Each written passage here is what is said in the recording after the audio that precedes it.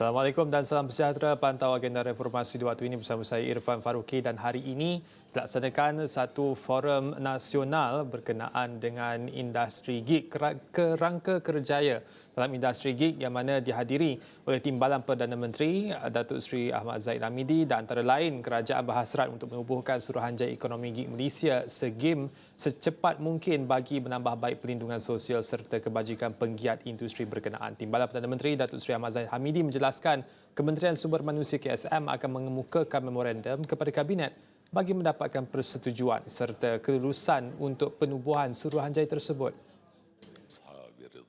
Ahmad Zahid menjelaskan penggiat industri ini atau pekerja tidak formal di Malaysia tidak mendapat sebarang perlindungan melainkan jika mereka mencarum dengan perkeso.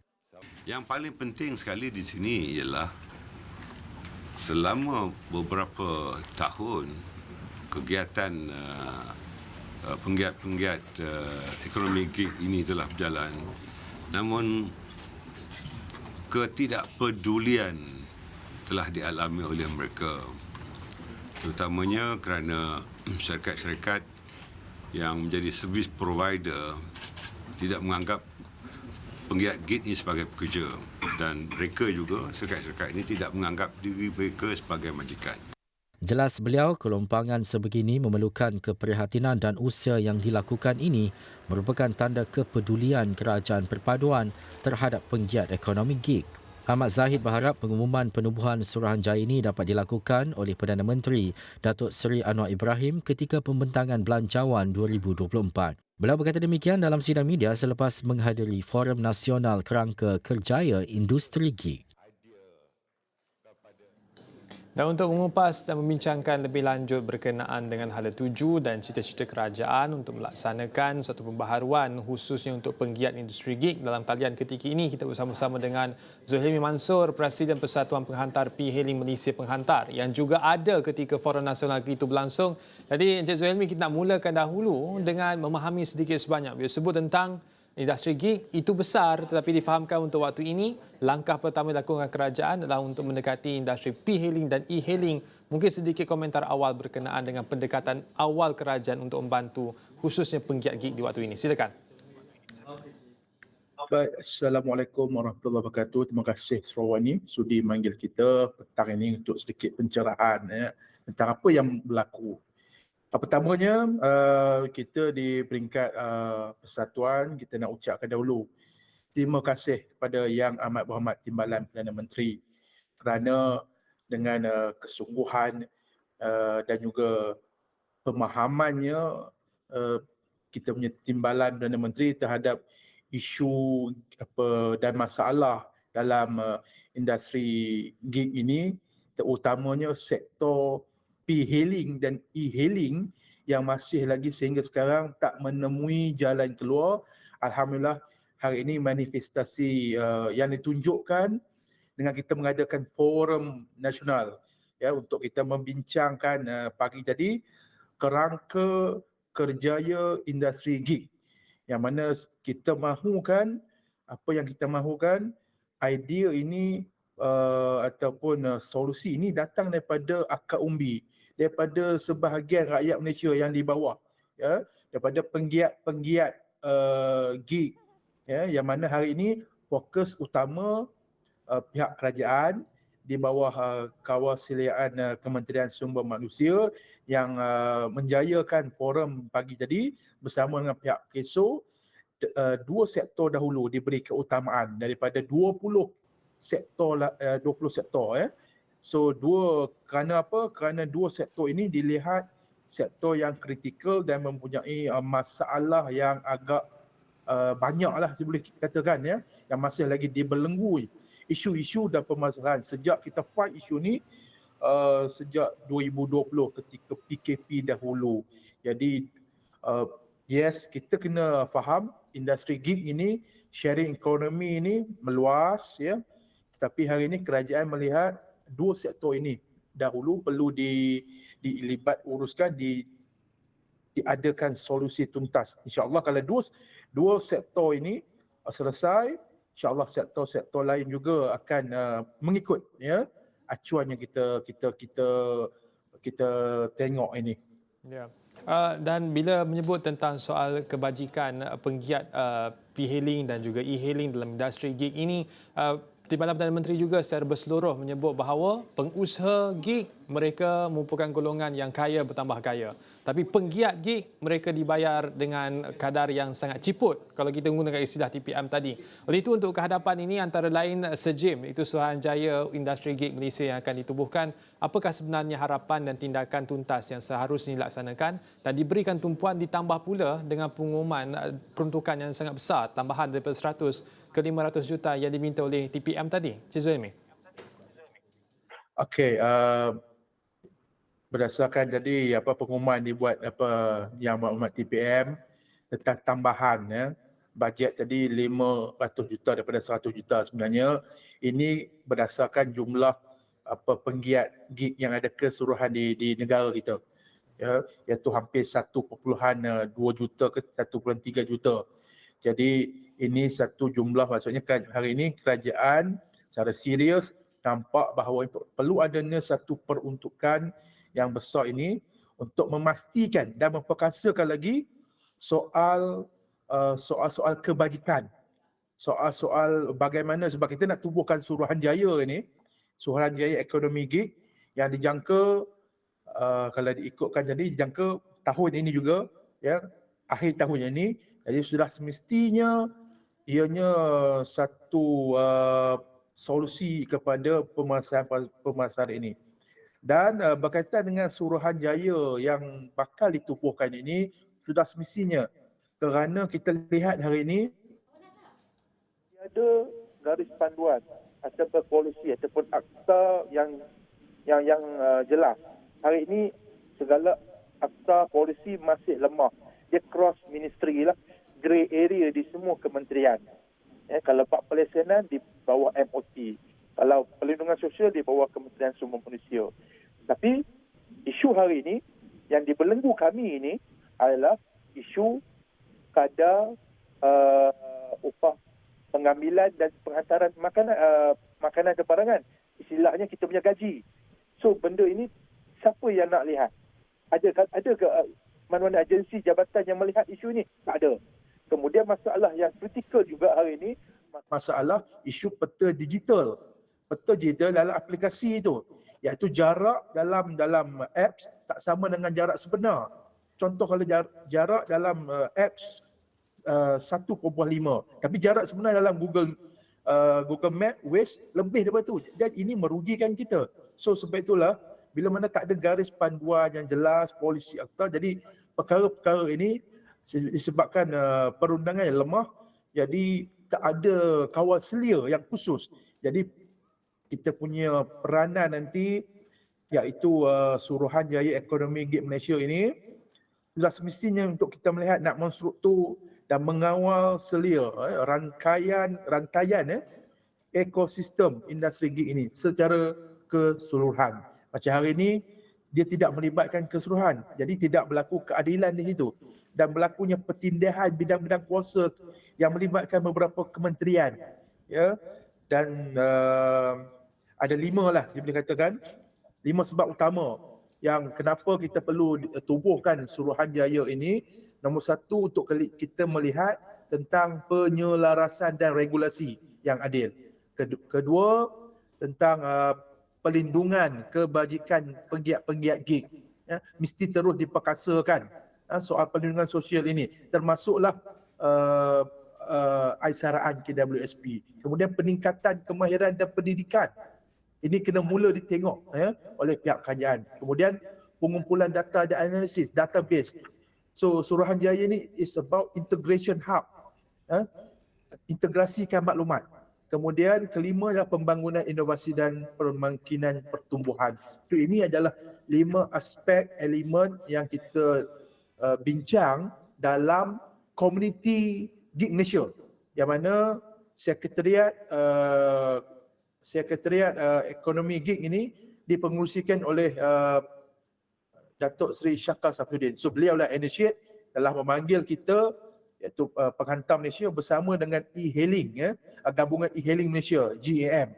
Jadi sebelum ini mungkin kita bergerak secara berasingan, kali ini diintegrasikan e-hailing dan p-hailing dalam satu gig community ini dipanggil majlis majlis ekonomi gig Malaysia, untuk kita perhalusi, bincangkan secara tuntas idea-idea ini daripada akar umbi sebelum kita akan bagi cadangan penumbuhan, ya.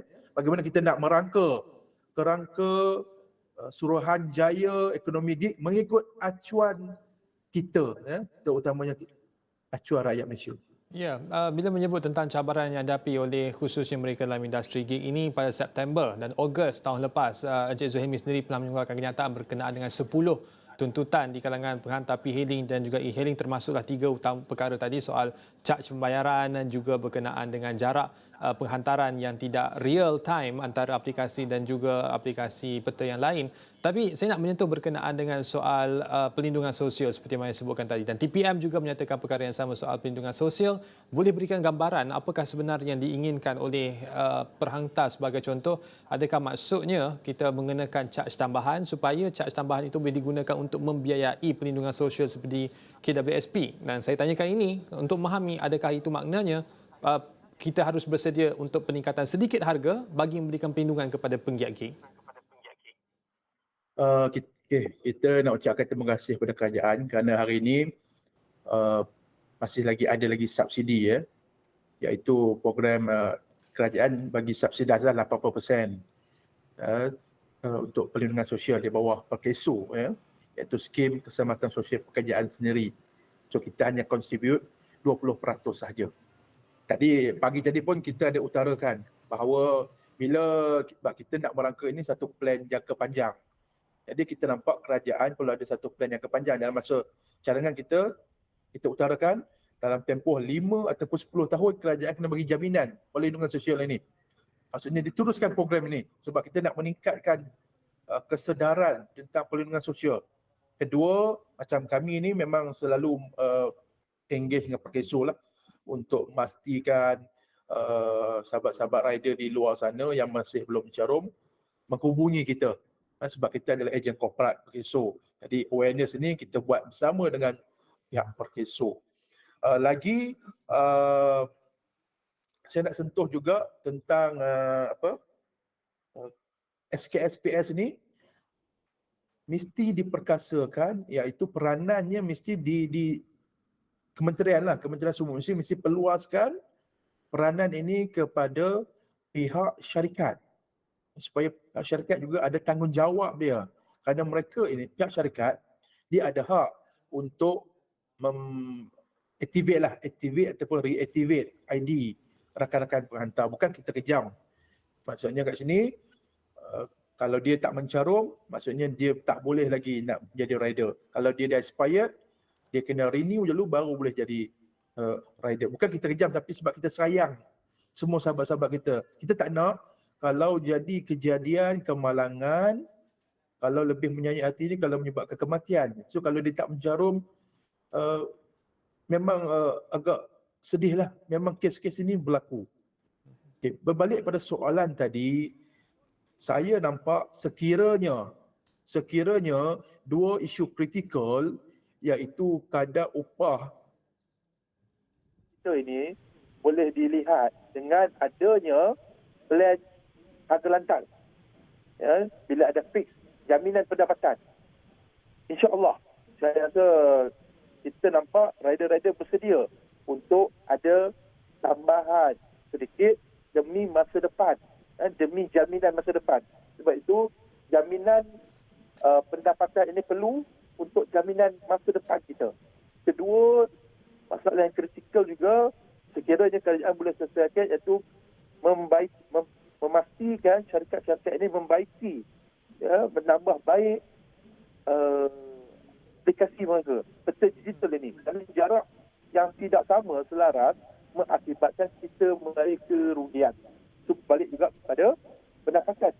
Justru pandangan saya, andai kata dua isu ini boleh diselesaikan, bila kita dah ada satu jaminan pendapatan, insya-Allah kita boleh ada extra contribution demi masa depan rakan-rakan penghantar e-hailing. Ya, baik. Terima kasih Encik Zuhaimi Mansor, Presiden Persatuan Penghantar P-Hailing Malaysia Penghantar. Jelas apakah yang dikendaki oleh penghantar dan juga bagaimanakah masa depan yang seharusnya kita bina khususnya untuk P-Hailing dan juga e-hailing bagi penggiat gig supaya mereka mempunyai kebajikan masa depan yang lebih baik. Terima kasih sekali lagi Encik Zuhaimi Mansor. Kita akan berehat seketika, kembali selepas ini kita meneruskan lagi perbincangan berkenaan dengan industri gig, kerangka kerjaya untuk penggiat gig ini. Kembali selepas ini.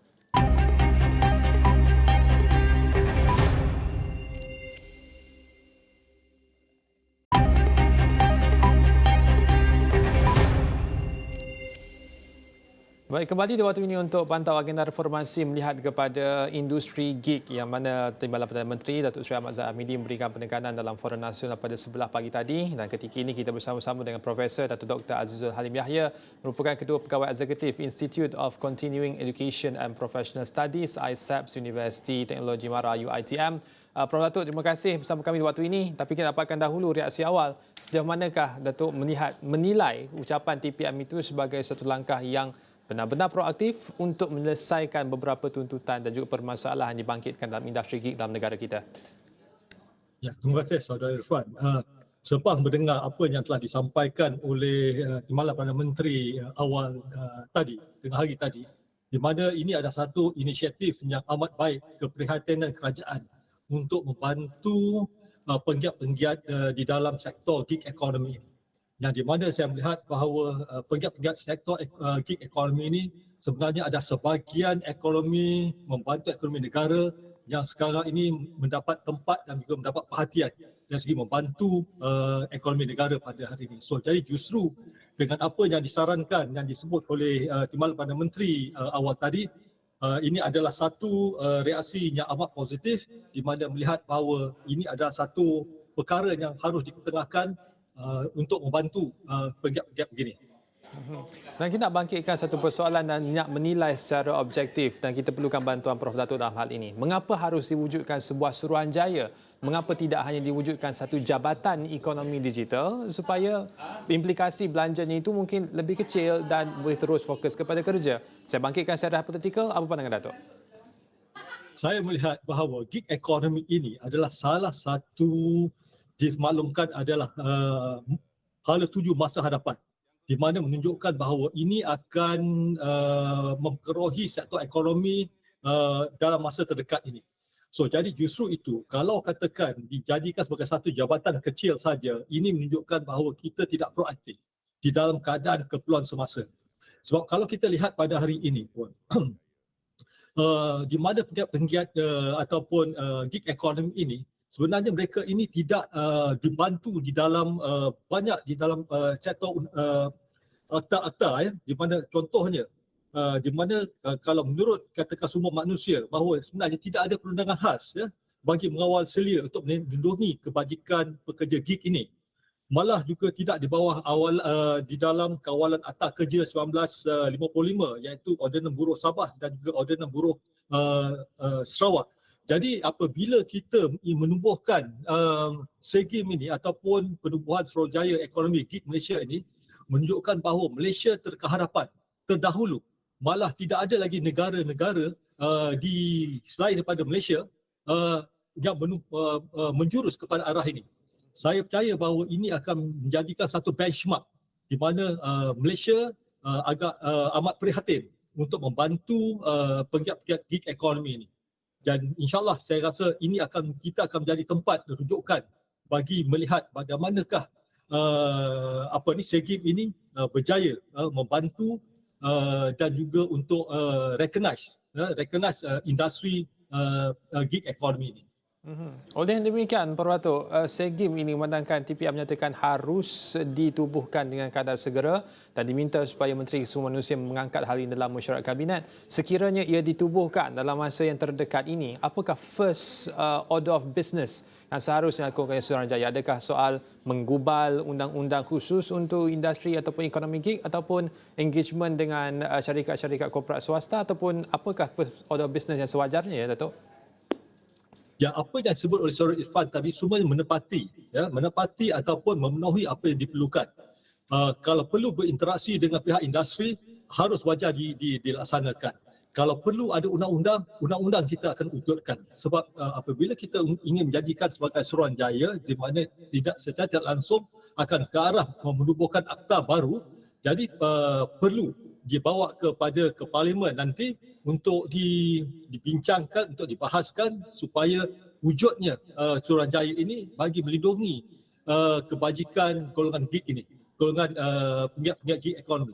Sebab saya melihat bahawa penggiat-penggiat gig ekonomi ini bekerja secara fleksibel dan juga bekerja secara sementara dan di mana tidak ada jaminan masa hadapan mereka.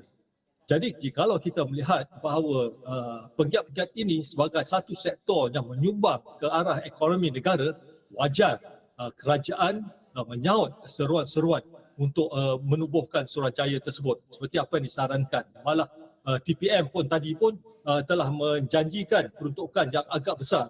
Ini menunjukkan keprihatinan kerajaan kita pada hari ini di bahawa melihat bahawa sektor ini mempunyai masa depan yang cerah, malah kemungkinan besar akan menggantikan sebahagian sektor konvensional seperti apa yang kita ada pada hari ini. Ya, memandangkan Prof. Datuk sebut berkenaan dengan peruntukan daripada 100 juta ringgit diumumkan oleh Menteri Sumber Manusia ditambah sehingga 500 juta ringgit oleh Datuk Seri Ahmad Zahid Hamidi Timbalan Perdana Menteri, signifikannya itu menunjukkan keseriusan kerajaan untuk membantu industri ini. Tetapi sekali lagi soal keterusan dan juga soal governance urus takbir, memandangkan itu merupakan tema kerajaan paduan.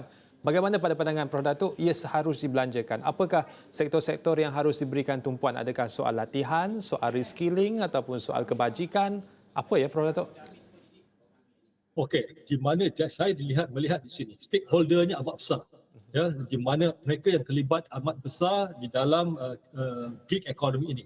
Jadi harus wajar mereka ini dipanggil, termasuklah pihak industri, termasuklah daripada majikan dan juga penggiat-penggiat gig ekonomi ini dan juga mereka yang mengeluarkan certification atau kelaikan kemahiran untuk penggiat-penggiat gig ekonomi.